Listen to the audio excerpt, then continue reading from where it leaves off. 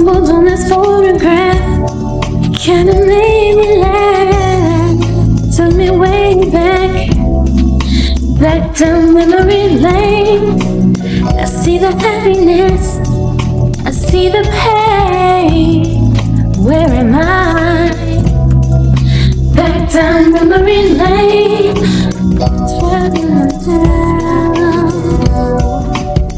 Oh baby,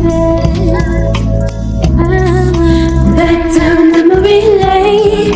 Watch people, because you can fake for a long time, but one day you're gonna show yourself to be a phony. That's what's true. You know what I mean? And that's what these, a lot of people are doing these days. What I want people to know is that don't support the phonies. Support the real. Be to yourself. Stay to yourself. Trust nobody. Trust nobody.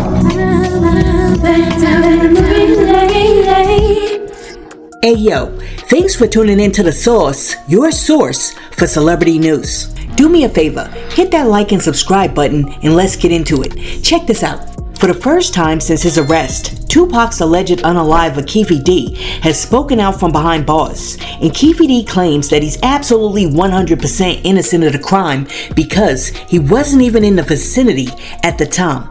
However, Keef D is now alleging that he knows exactly who did murk Pac back in 1996, and according to Keef D, the unknown anonymous assailant who really did murk Pac that night and has eluded capture for almost 30 years is, get this, former head of security at Death Row Records and infamous YouTuber Reggie Wright Jr. The man charged in Tupac Shakur's murder is speaking out from behind bars for the first time. Keef D Davis insists he was 300 miles away when the rapper was shot. Now he's pointing the finger at someone else. Chief Investigative Correspondent Aaron Katursky has this ABC News exclusive. We ain't meant to survive because it's a setup. The death of rap legend Tupac Shakur nearly 30 years ago became one of the nation's most notorious unsolved murders. Hey Keith, Metro Police, come over here. Then in 2023, a breakthrough when prosecutors charged this man with ordering the hit, the only person arrested for Shakur's murder, who now tells ABC News authorities have the wrong man. I'm innocent. I ain't killed nobody, never did, ever kill nobody. They don't have no evidence against me. Came and put me in Las Vegas. 61-year-old Keef D Davis says the night of the murder, September 7th, 1996, he was in Los Angeles, 300 miles from the Las Vegas intersection where Tupac Shakur was gunned down. Prove that I orchestrated this. You know what I'm saying? Your key witness orchestrated this. They top witness is the lead suspect. The defense pointing to someone else, Reggie Wright Jr., a former cop and security guard for record mogul Suge Knight, who was driving the car Tupac was in the night he was shot. Wright has denied any involvement and has said it bothers me because I was in charge of possibly protecting this young man. And prosecutors say Davis incriminated himself in his 2019 memoir, Compton Street Legend, and in this on-camera interview. You said the came from the back. Who Tupac? They keep it from the cold of the streets. It just came from the backseat for him. Davis now says his previous admissions connected with the shooting were made under duress and for money, claiming he did not write his own memoir and was fed information by police. I shouldn't have said nothing. You know what I'm saying? I shouldn't have said nothing. And I'm innocent, man. Prosecutors declined to respond directly to Davis's new claims. They say their case is strong and they expect a conviction. And I'm being held against my will. I'm supposed to be out there enjoying my twilight. God got my back, and God will see me through this. Now, it's important to note that Keef D's newest assertions that Reggie Wright set up the hit is just one of the many grandiose stories that Keef D has told over the years when it comes to the night that Pac got unalived. Because in 2008, Keef D allegedly confessed to the hit as part of a proffer agreement, meaning anything that he told investigators at the time couldn't be used against him in court. In the past, Keef D has also done several interviews on social media, boasting and bragging about his participation in the crime. He also alleged that P. Diddy promised to pay him $1 million to take out Pac, but Diddy never paid up. And Keef D also took credit for being part of the setup on Pac in his 2019 book, Compton Street Legend, which was a memoir where Davis allegedly recounts the unalivings of both Tupac and the Notorious B.I.G. For example, in the foreword of the book it says, Dwayne Keefe D. Davis, a native of Compton, California, admittedly lived most of his life as a gangster, a real gangster that did the ish that real gangsters do. He rose up the gangbanging ranks to become a shot caller for the notorious Southside Compton Crips while running a multi-million-dollar, multi-state drug empire. Keef D has been a central figure in both the Tupac Shakur and Biggie murders for the past 20 years. Compton Street Legend will add valuable information about two of the biggest unsolved crimes in American history. It will serve as the missing piece of the puzzle that hip-hop fans have been waiting for. Well now, although he's credited as author of the book, Keefe is saying, I didn't write that book, and it was written by a guy named Yusef Jah, who created the book, which is a work of fiction that's loosely based on my life, so that we can make a little money. Keefe said, I never read the book. I gave him details of my life, and he went and did his little investigation and wrote the book on his own. Keef D is also alleging that all of the prior statements that he's ever made which have associated him directly with Pac's unaliving were made under extreme duress. Keef also claims that he allegedly has 20 or 30 people who are willing to testify in court to the fact that he was in Los Angeles and not in Las Vegas on the night of the Pow Powing. Now, although Keef D's latest assertions sound far-fetched, I would be remiss if I didn't tell you that Keef D's newest revelation lines up with a story that Suge Knight is now telling about the night of Tupac's murder, because several sources have reported that in an officially signed affidavit, Thaddeus Culpepper, Suge Knight's attorney, wrote that the label CEO has known for many years that Reggie Wright Jr. and his ex-wife Sharitha were behind the unaliving of Tupac and the attempted unaliving of Suge Knight.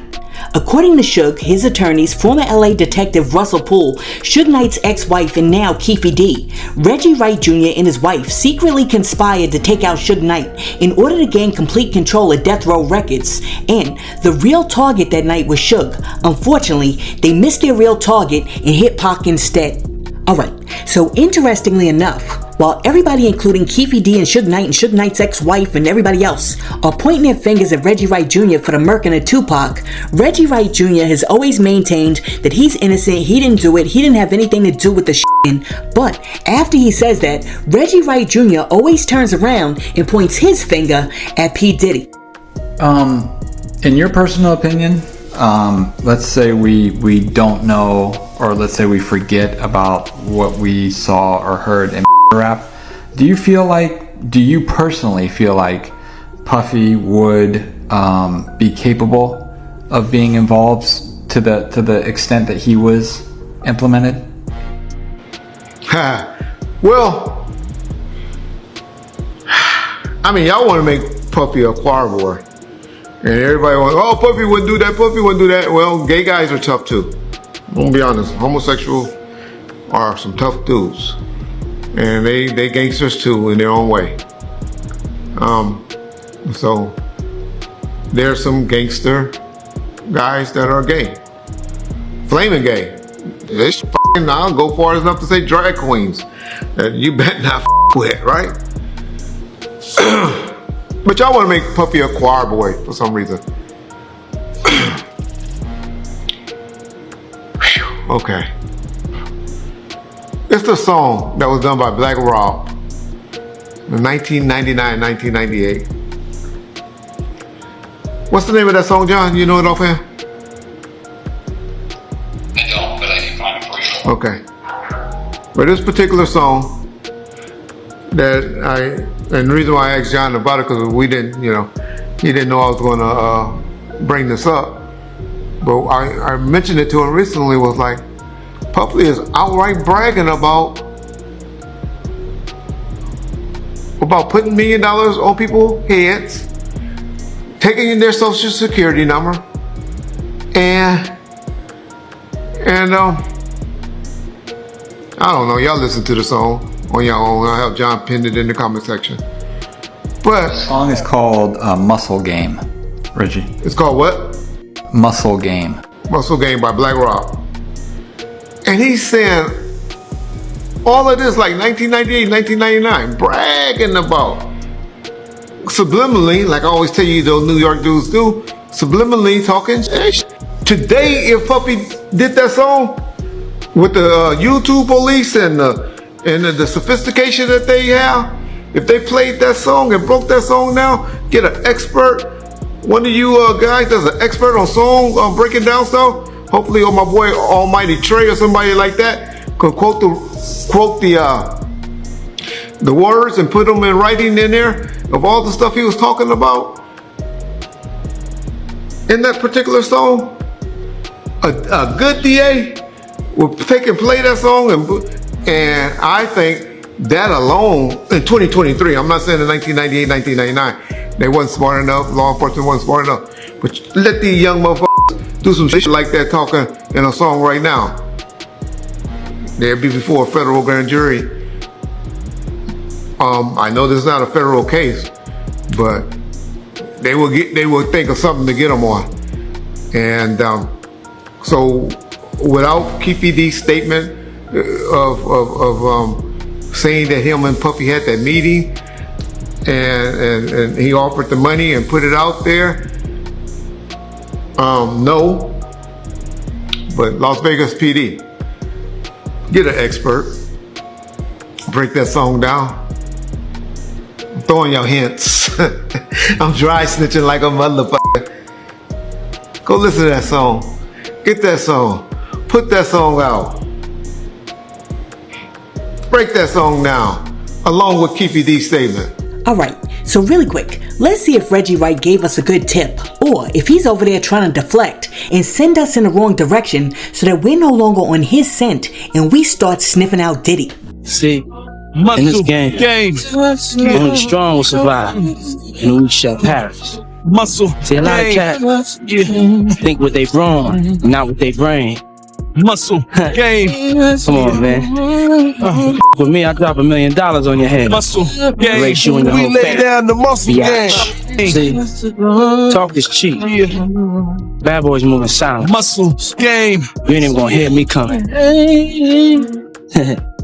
Muscle gonna wake game. up with a bunch of angels flying around. You feel me? All in the muscle. This is our game right here.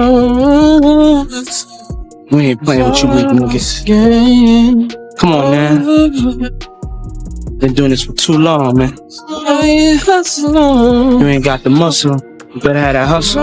It's 1999, man. No more Mr. Night Guy. Been nice too long. Just gonna start making y'all niggas disappear, man. First, you take your records off the radio. Then I'm a motherfucker erase your social security number. You know, take your birth certificate out the files. I'm gonna do that to your whole fucking family. I ain't gonna have no mercy for you. Interesting. Listen, let me tell you something. I don't think that Tupac could trust any of these ninjas. And I gotta tell you, when it comes to Diddy, there's one too many coincidences. Because remember, after Tupac got pow-powed outside the studio, this dude turns around and drops Who Shot Ya with Biggie. And then, after Tupac gets murked, this dude is on record talking about, I'll put $1 million on your head. Which just so happens to be the same exact amount of money that Keef D claims that Diddy offered him to take out Pac. And also, I think I mentioned this before, but I've always found it odd that after Tupac got murked, Diddy went out and got the skull of Tupac tattooed over his heart.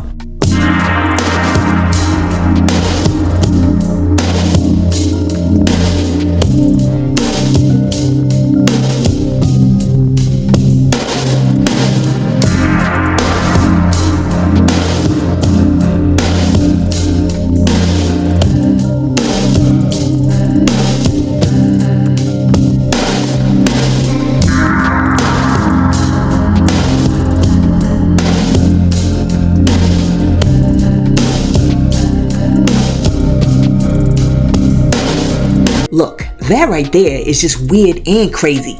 Anyhow, unlike Suge Knight, Reggie Wright, and Keef D, Tupac's bodyguard Frank Alexander thinks they're all lying because he believes that Reggie Wright and Suge Knight were working together to take out Pac. Suge Knight and Tupac had a vicious fight in New York at the MTV Awards, and Tupac told one of the bodyguards after he was finished with a video shoot. They were walking him to the airplane. He told this bodyguard, who's a real good friend of mine to this day, he said, I'm a dead man walking. And he said, Park, why would you say something like that? He said, because I don't want to go to Vegas, and I got a bad feeling about it. And that was September 6th. It was a Friday, because they had just finished shooting Toss It Up. Absolutely.